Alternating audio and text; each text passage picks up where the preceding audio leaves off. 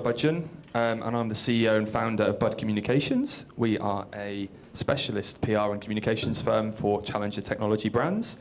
But I'm really delighted to be joined by three experts in the world of digital marketing and ad verification and attribution. I'm going to start from my left. We've got Matt Sutton, who's the Chief Revenue Officer for Traffic Guard. Hi. So Matt is a really well-known thought leader and business leader, and while living in Singapore and China over the last 18 years, he spent his time building, managing, selling and integrating digital and technology sector ventures that have been regional and global in scale. He's ran teams for CBS in China and bought and sold a startup ad tech company in Singapore, launched and managed Twitter's business across Asia, and brought several technology platforms to the APAC market, set up multiple strategic partnerships with the likes of Facebook and Google, and built a data-driven agency within Asia's largest telco holding group, Axiata, and launched several businesses for his consultancy firm, Lab 66. Wow, what an intro. Yeah, Matt, you are clearly a busy man, and there's more I could say, but I'll now move on to the next in the sake of brevity. Krissa is the Senior Director for Client Solutions at Amobi. Krissa joined Amobi in 2019 and is responsible for account management and business development functions. In the last 2 years, Krissa has helped influence radical improvements in operational excellence, providing white glove service to key senior clients and driving incremental business growth. In her new role as Senior Director, Krissa heads the client services team in the Southeast Asia region with a mission to grow existing businesses across Amobi solutions. And last, but by no means least, Hi, Ollie. we have Tom Simpson, who is the Senior Vice President for APAC at Ad Colony. Everyone can hear me, right? Yeah? Okay, wonderful. So Tom was instrumental in facilitating Digital Turbine's acquisition of Ad Colony, up to the tune of $400 million in 2021. Tom also has actively coached thousands of founders and CEOs through his website Digital in Asia, and I can attest to that because I'm one of them. He's also launched and built multiple companies, including MediaQuark, Gamma, and Ambient Digital. And I can't hide from the fact that Tom is also a passionate metaverse and NFT commentator, but we won't speak so much about that because we're here to talk about something very, very different, which is measuring and maximizing digital marketing ROI, ensuring transparency and protection against invalid traffic. Now I'm going to, on this point, move slides, and we're going to start with a poll question for the audience here. This is one of those very simple questions, but ones that could also could take an age to answer. So good luck answering it, everyone. But I'm really interested to hearing everyone's thoughts on whether you feel digital marketing ROI is becoming easier or harder to measure. But in saying that, I'm going to start off by asking the first question, and I'll start with you, Matt, as you're next to me. On the subject of digital marketing, we're all aware and we're seeing kind of concerns and increasing concerns around attribution, measurement, and whether we're getting it right. And I think there's an increasing or growing concern about whether we're getting the numbers right, whether we're aware of the attribution in the right way. Do you feel that marketers are aware of the scale of invalid traffic and the problems around it? Or do you think that there's an unawareness, or do you think that they just don't want to know? What would you say is the level of awareness of problems around ROI, measurement, and attribution? Yeah, I think it's a great question. Is the mic working? It is, yeah. Cool. Yeah, I feel like I have an interesting perspective on it. I was going to say unique, but it's not unique, but interesting, because I started my career in ad tech way back in 2005. And then I left ad tech completely for like a decade. And I was in creative and agencies and content and influencer, etc. And then obviously running Traffic Guard's commercial business now, I'm now heavily involved in ad tech again.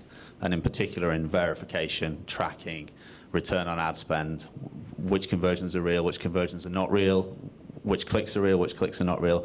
And I kind of expected, as I went back into it, to find that all of these problems, would have been solved. And in actual fact, I've been absolutely amazed at just, how not little development in the industry, huge amounts of development in the industry, but when it comes to verification and when it comes to things like transparency and tracking, and obviously the topic of fraud and invalid traffic, huge gaps, right? And so I think the short answer to the question is that marketeers are generally not aware of how much they are affected by fraud and invalid traffic, you know, to an amazing degree. And some of the things that I've seen running Traffic Guard's commercial business in the last 18 months have blown my mind. You know, our technology finding hundreds of thousands, often millions of marketing dollars lost to fraud and invalid traffic over the course of a year. So like massive amounts of lost marketing dollars, but also at the same time, like that lack of clarity on data, meaning that marketeers are actually scaling their business and making marketing and business decisions on data which is actually flawed and distorted by the fraud and invalid traffic that's within that. So, you know, certainly that's what I've seen. And then, you know, for the second part of your question, you know, how much are marketeers kind of aware of it or looking into it? You know, I think there's two parts to this. I think the first thing is having that culture of wanting to know, which was kind of part of your question. You know, it's like if you've been running marketing campaigns and tracking through to install and event and conversion for 6 months and 12 months and 24 months and reporting those KPIs, how much do you actually want to go and unpack that box? You know, how much do you actually want to have a look at of how much of what you've been reporting is correct and incorrect? So that comes down to a culture thing. You know, like how much do we want to go and unpack this and start to really figure it out? And so there's a culture and a willingness and a commitment to transparency that exists.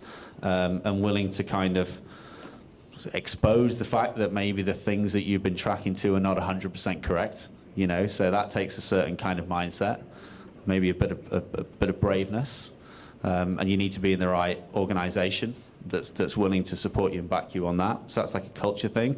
And then the second thing is technology. You know, like even if you've decided, hey, I'm not really sure that these attribution numbers are really correct, and I'm not sure that all of these conversion numbers are correct, and I'm not sure that all of the media that I'm buying is real. And so, and I want to go and learn more about it and see what I can do about it. Well, then, do you have the right technology to even act on that? So I think the short answer is a lot of marketeers kind of don't know, haven't really spent or don't really want to yet go and investigate it. And then when they do they have the right technology to do it? Hello. What do you think? Can everyone hear me? Yeah? Can. Okay, so hi, I'm Krista. So I've actually spent the last 10 years in a media agency role and capacity. So I've seen a lot of like client marketers and a lot of various digital partners and vendors. So to a certain extent, I still feel like we are a lot of marketers out there are not very clear on what ad fraud and invalid traffic is. And especially more so in the PPC ecosystem, because the common misconception is ad fraud and invalid traffic appears in a display space or video or mobile. But actually the PPC space also has invalid traffic and ad fraud happening that not a lot of marketers and agency practitioners realize. And it's really through my interest in sourcing for solutions to meet clients' brief and objectives that gets me exposed to the different ad fraud mitigation solutions out there in the market. So I would say basically ad fraud and invalid traffic, they are the lesser known components of a marketing activity. And because they are lesser known, they are less visible, less tangible, they get deprioritized and less people gets focused into it. During performance analysis or performance discussions, nobody really talks about whether invalid traffic impacts and affects performance. And that's where the general gist and the awareness level of these two space, invalid traffic, ad fraud, it gets deprioritized quite a bit. Yeah. And Tom, finally, what would you say? Thanks for inviting me in, Ollie. Actually, I think this is a question fundamentally about people and about human motivation. And Matt talked about how he spent 10 years out of ad tech, and Chris has spent a lot of time working in agencies and ad tech. I started off working as a marketer, went into agencies, then went into tech, and now kind of in gaming and blah, blah, blah. But, so I've seen it from multiple different sides, and I think the people part of it and the position within an organisation is really, really important. And I kind of split it into two parts. I think the first one is, if you are strategic within a business and you are exposed to real business results, actually really what's happening, then you care about this. You fundamentally care about it. If you're operational within a business and you're involved with optimizing the system as it stands, then possibly you don't care about it so much. It can be problematic. It can add things that you don't want to talk about, questions you don't want to ask.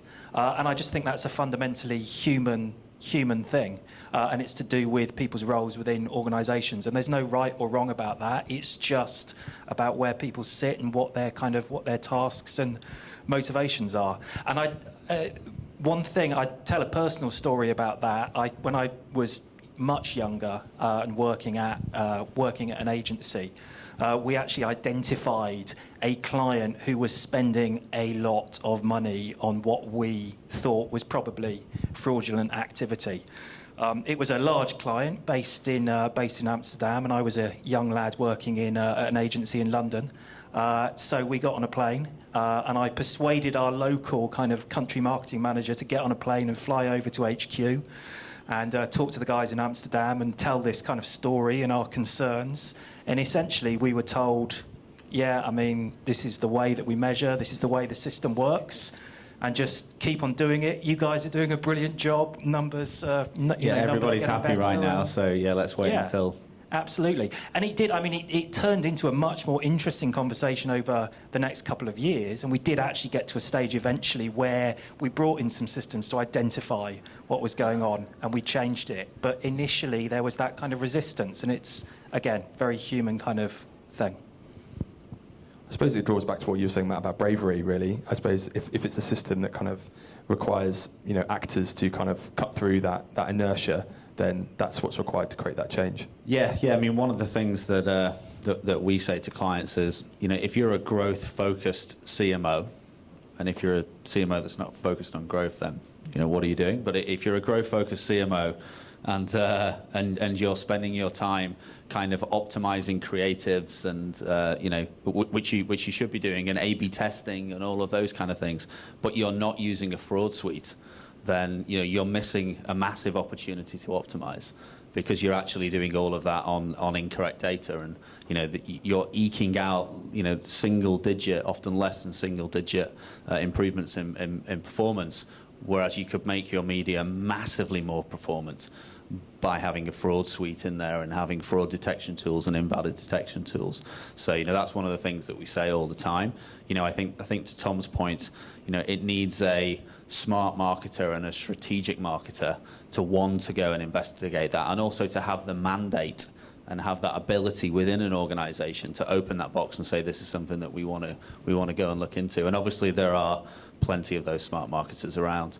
And then I think that my final point on it would be that it reminds me a little bit of when programmatic was just kicking off, and everybody was talking about programmatic, but hadn't really started doing it yet, and there wasn't really like large-scale adoption of tech yet. I believe that fraud and invalid traffic is in that stage right now, where we read about these billions of dollars of fraud, etc., but a lot of marketeers haven't quite started adopting the tech and looking into it yet. So, I think we're still quite early, and I think in the next 5 years it's going to continue to develop. And, I believe that, in that kind of time period, having an independent fraud and invalid traffic technology solution will be like a table stake piece of kit. And a CMO will walk in there and say, this is the piece of tool that I use to get absolute clarity on data. I think we'll get there. I think we're on that journey, and obviously Traffic Guard, wants to be, a big part of that. You talk about us being in a relatively nascent state on this journey, and I imagine in the room today we've probably got quite a spectrum of those that are kind of quite advanced in their journey around, they've established their tech stack around attribution and ROI, all the way to those that probably quite taking their first steps to thinking about how they can address this problem. And what we've heard today is that this problem is quite significant, it's quite pervasive, and it's quite material in terms of the costs it can have for marketers. I kind of want to sort of try and cut through. Probably there's an element of fear about is this a bigger problem than I can sort or that I can fix. What would you say, and I'll maybe start with Tom, what would you say are the, you're in my sights, what would you say are the sort of the first steps or the quick wins, the easy steps that one can make? It might be too big a cookie to bite, but are there the small chunks that you can address to start with? Feel free to use my cookie analogy or get rid of it if you want. Well, the cookie's dead. I don't know if you know that, Ollie. That's another marketing story and a panel for another day. I think I'm always amazed at the number of, so at Colony, we're an app marketing platform, so we have tons of apps that you can advertise within. And I'm always amazed at the number of marketers, agencies that we work with that don't have some of the basics in place, that aren't ad-serving campaigns, that aren't using MMPs to track what's going on, that aren't using viewability, measurement, just as absolute basics. So that's kind of the first part of it, is do you have those basics in place? And you'd be amazed at the number of people you don't. If you do, well done. Awesome. The second part of it, I think, is ensuring that you are measuring ROI properly. So gaming, which is the vertical that we're mostly involved in at Colony, is a really sophisticated app marketing vertical. Gaming app marketers are hardcore. They are incredibly good at understanding the returns on their ad spend and ensuring that they're spending money on things that actually get users to come and play their games. And they do that by setting proper objectives and by measuring ROI in a very sophisticated way. I think when I first started out, in this space maybe 6-7 years ago, in specifically the gaming marketing vertical, there was a lot of focus around installs.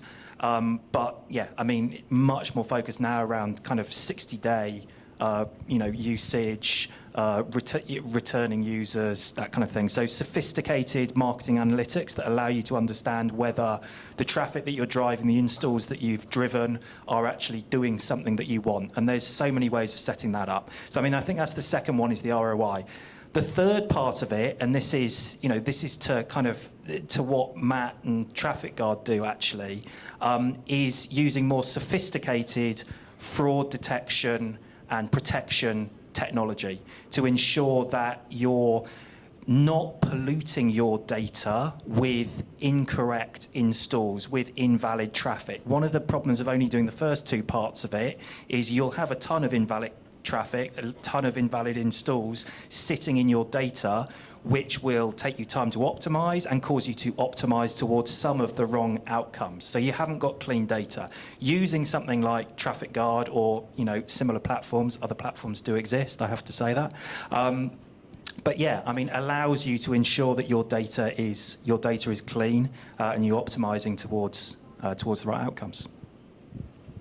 Yeah, I'm just going to stick true to the panel, which is about PPC marketing. I think for marketers, whether advanced or basic, the most important element is to beef up the quality score. And how do we go about doing it? It's actually 3 elements.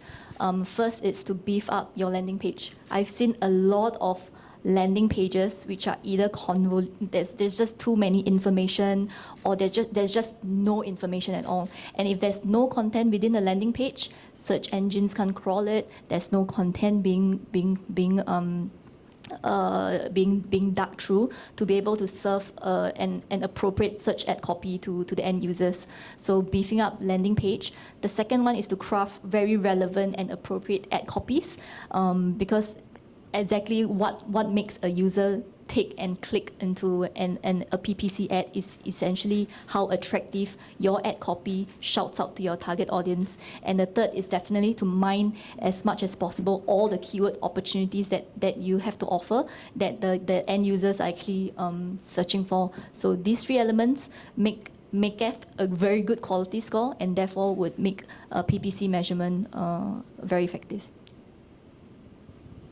Matt, where do you think people should start on their what was the question? I forgot the question. Looking at kind of what are the easy, bearing in mind the audience, there's going to be a wide range of people at various levels of sophistication in their PPC marketing and measurement attribution. Where are the quick wins? Where are the first steps that marketers can take about trying to address this problem? Well, obviously, I'm going to say come and talk to Traffic Guard. That would be a great first step, and we will help you on that journey.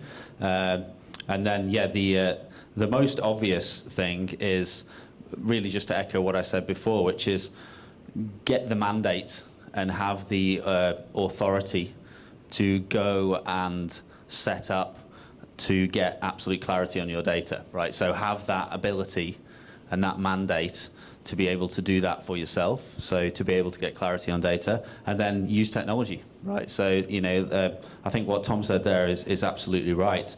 It's amazing the amount of times that we'll hear a potential advertiser say, oh, well, we spoke to them and they said there's no fraud, as if that's the end of the conversation. You know, it's like, wow, I wish all my conversations were that easy, all my problems were that easy to solve.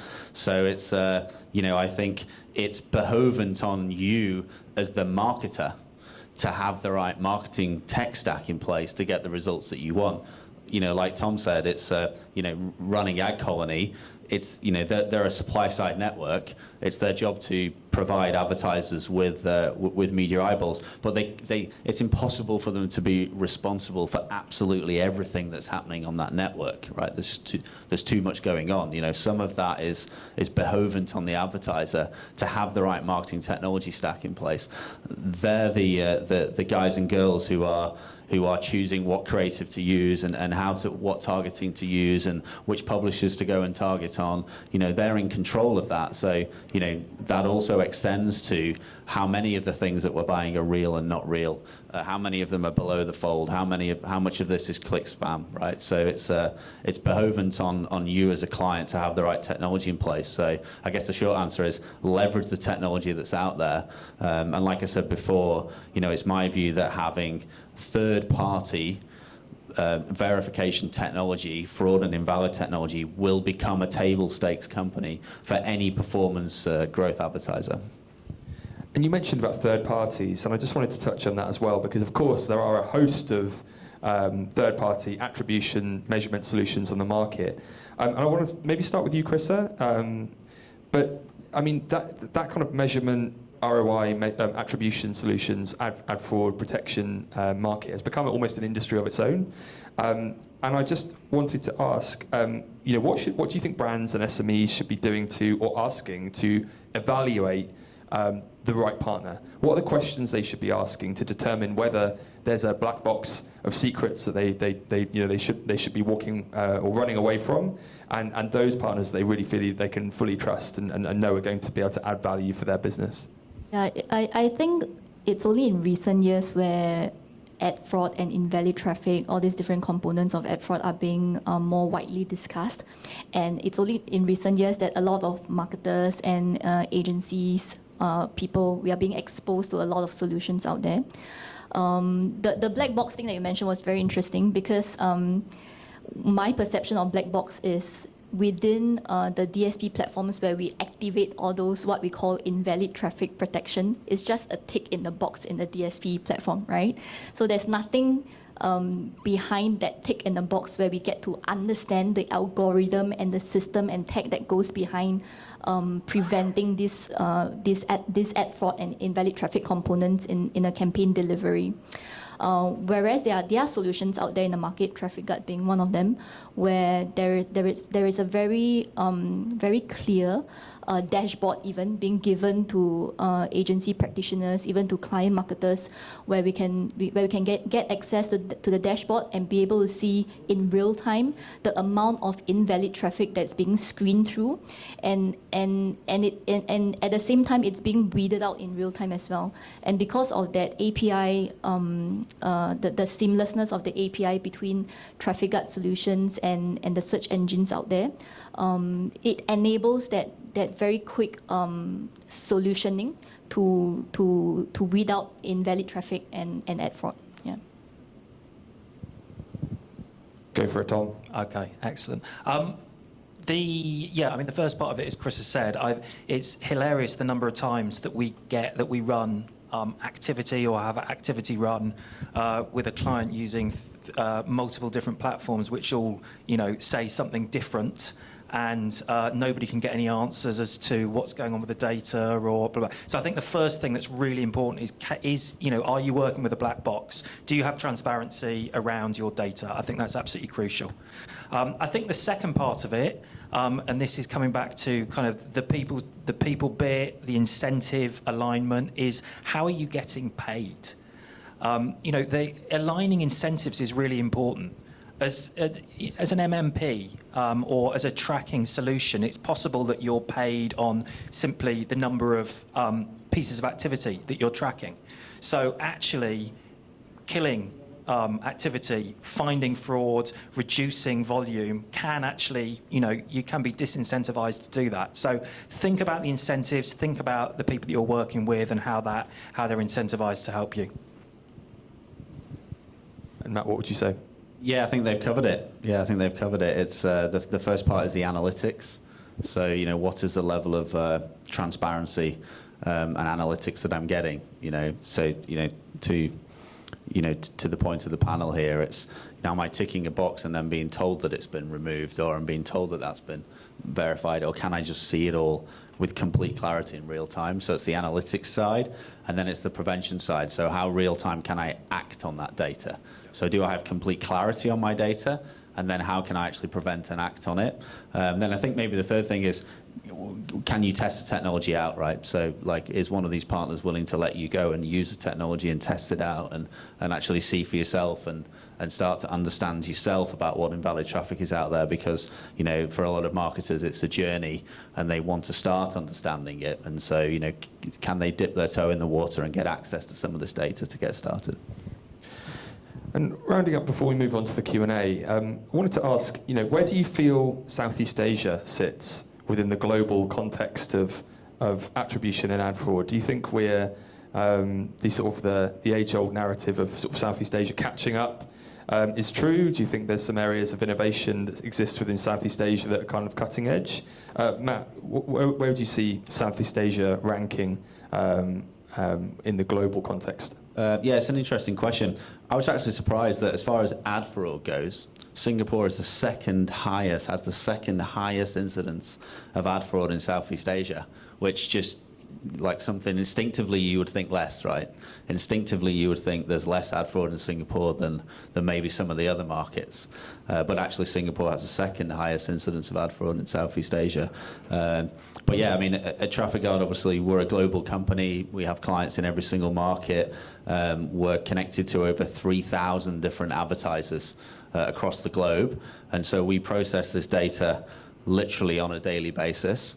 And the data that we see and what the data tells us is that it's actually quite uniform across all these different markets, right? There's different advertisers at different times in different markets on different channels will be more or less exposed to fraud and invalid traffic. But fraud and invalid traffic is absolutely a global problem, and it exists in every market. To put a bit of context on that, the current size of the digital advertising market, so the amount of dollars that are spent every year on digital advertising is $500 billion. It's kind of crazy, right? Like $500 billion is spent on digital advertising, and Adobe say that 30% of that is clicked on by bots, right? So 30% of 500 billion marketing dollars just eaten up by bot clicks. Which is kind of crazy. So the short answer is, what we see is that it's a global problem, and it exists in every market. Chrissa, would you agree? Yep, totally agree. I feel like Southeast Asia advertisers are even more at risk because most of us are less savvy and less aware of the danger and threats that are happening. And probably we are not as advanced in terms of our marketing activities and pipeline. So more often than not, we are more wary of things and be less adventurous to try out new solutions to kind of mitigate a lot of threats that's happening. Yeah. I'm actually. It's a good point that you made, Matt, around Singapore having a high prevalence of ad fraud, and it's actually, I mean, what we experience on our platform, it's actually because CPM rates, so costs here for digital advertising in Singapore are higher. So it's worth it. It's worth it to do it, right? It's less. There's less value in doing it in a lower cost market, and actually that leads into one of the most interesting things that we see at Ad Colony is that often the best traffic is bot traffic. It's the most perfect traffic that behaves in the best possible way, that comes through in the best markets, with the best users, on the best, it's the best looking traffic. So if you're not using something to screen that out, then you are going to be absolutely exposed to what's going on. So really, really important to screen what you're doing, to use technology, as Matt said. But on Southeast Asia, I think just kind of building on it, there are pockets of excellence and pockets of people not using technology to protect themselves. So again, looking at gaming marketers, there's tons of mobile gaming pubs and developers, big mobile gaming business across Southeast Asia. Very, very sophisticated. We see a huge load of very sophisticated marketers coming out of Vietnam, starting in mobile gaming and kind of spreading across the rest of the kind of performance marketing sphere. But yeah, some people very unprotected. So a big mix. Yeah, and I guess the question was more around adoption of technology, right, as well. And so I think Tom's exactly right. I think it's hard to say, Southeast Asia is 6 out of 10 or 4 out of 10. I think it's much more varied than that, right? And there's advertisers in large global markets that are not using the right tech to understand this, whereas there's smaller advertisers in Southeast Asia that are, and the same vice versa. So I think it's hard to sort of take a uniform view on that. I think Tom's exactly right. There are particular industries, particular verticals that are very sophisticated and others that are not. I guess one thing I would say about Southeast Asia and Asia is that these are real growth markets, right? Like our economy generally is a growth economy. We're moving fast, we're chasing growth. Whereas, in other global markets, they tend to be moving a little bit slower. They're a little bit more risk averse in a way, whereas, you'll find that advertisers and marketeers here are just chasing after growth and investing money. I mean, I know it's not Southeast Asia, but look at the money that's going into India right now on these huge direct-to-consumer mobile app businesses, and they're spending hundreds of millions on user acquisition with very little protection in place, and are absolutely burning through investor cash on fake traffic and fake installs, right? So, I think it can be varied, and it's varied globally. Yeah. Okay, thank you. And I think we're going to be ready for Q&A just about now. But before we do, I want to ask a question that I quite like to ask on these things very quickly in one word. What would you say, if you could destroy one marketing metric forever, which one would it be? Any takers? CPC. I mean, without a doubt. We've been trying to kill CPC since 2005, so it's still there. It's done. It's killed.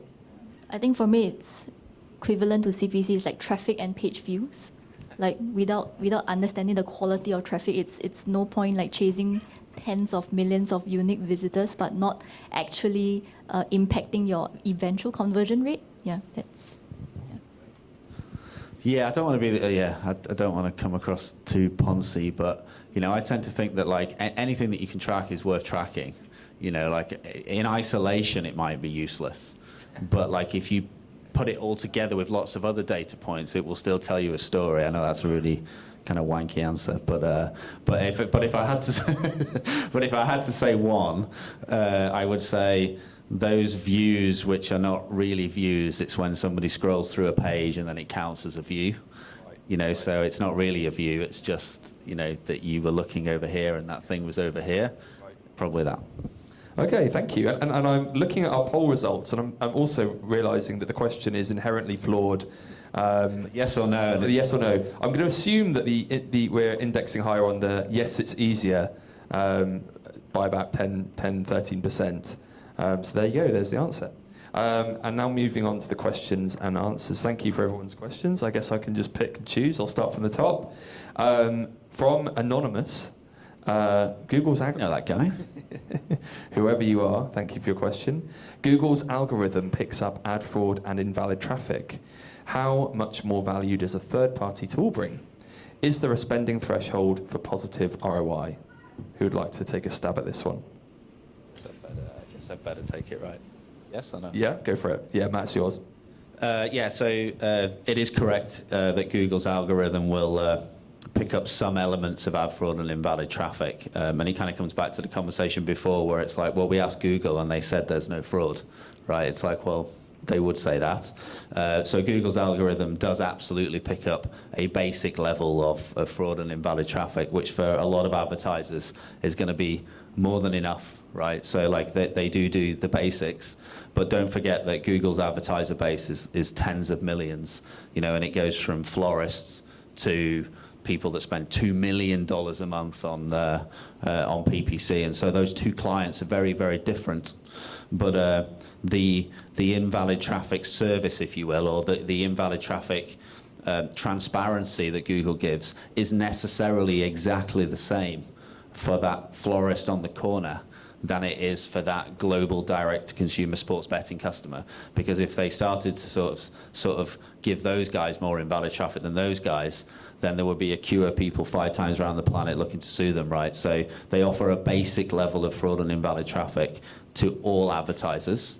And then in Traffic Guard's place and any other PPC partner like Traffic Guard, we sit on top and give absolute clarity on that data for every single click that takes place. And there's a lot of additional invalid traffic that a platform like us can pick up. So there's incremental. Here it says how much. It can typically be anywhere from 5 to 10%, which is huge, right? Like you go and optimize a creative and you get a 2% difference and the marketing team are giving each other high fives, right? You can just put one piece of click level, you can put PPC protection in and make a 5 to 10% difference with a SaaS-driven technology, which is exactly what we do for Singtel. So yeah, we sit on top. It can be as much as 5 to 10%. And then the important element is that platforms like Traffic Guard will actually prevent it. So it's not just about the fact that you're being told that it's there and maybe you're going to get a refund. If you have PPC protection in place, then we'll actually prevent that invalid traffic in real time, which means that you actually buy more valid traffic, which means that you deliver growth. Okay, got it. I've got to build on that. I mean, because it's the old classic. Google are trusted to mark their own homework, which is problematic from an incentives perspective, clearly. And I think that, I know lots of good people at Google. There are incredible people at Google, and I think they provide a very good basic level of ad fraud coverage. But I think you've got to look beyond Google marking their own homework if you really want to understand what's going on with your marketing. Okay, cool. And then second question, and I suspect you have to be relatively kind of vague on the techniques and strategies used to combat ad fraud, as it's a constant cat and mouse. But what are the methodologies used by verification providers to identify fraud? Yeah. Okay. So there's basically 2 different kinds of invalid traffic. There's lots of subcategories, but you can categorize it into general invalid traffic and sophisticated invalid traffic. So general invalid traffic and sophisticated invalid traffic. To capture general invalid traffic, it's rules-based.